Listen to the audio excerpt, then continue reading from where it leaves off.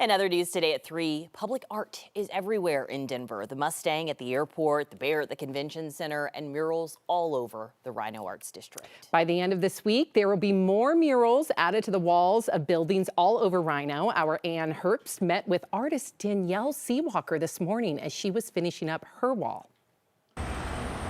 Some walls are built to shut people out. Danielle Seewalker fills them with color. This color right here is macaroni and cheese. To let people in. Well, anybody walking down the street can look over and see it.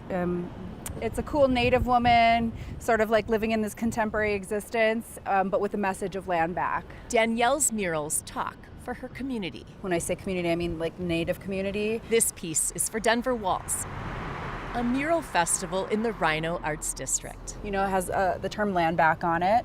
It's kind of acknowledging that where you are living, working, and playing is most likely on stolen lands. I want people to, like, if they don't know what that means, maybe Google it on their phone and then, you know, think a little bit after. 13 Walls welcome a diverse group of 17 artists. Welcome being the key word.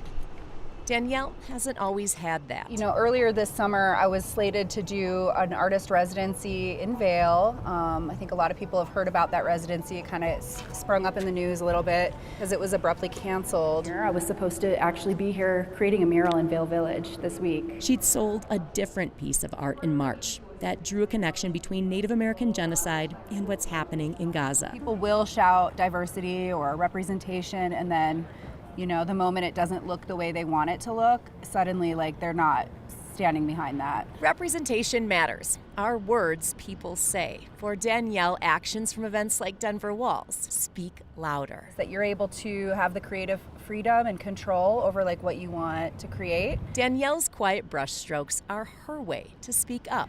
Hell yeah. And start breaking barriers down. Yep, keeping on, and just onward and upward is my motto. Ann Herbst, 9 News.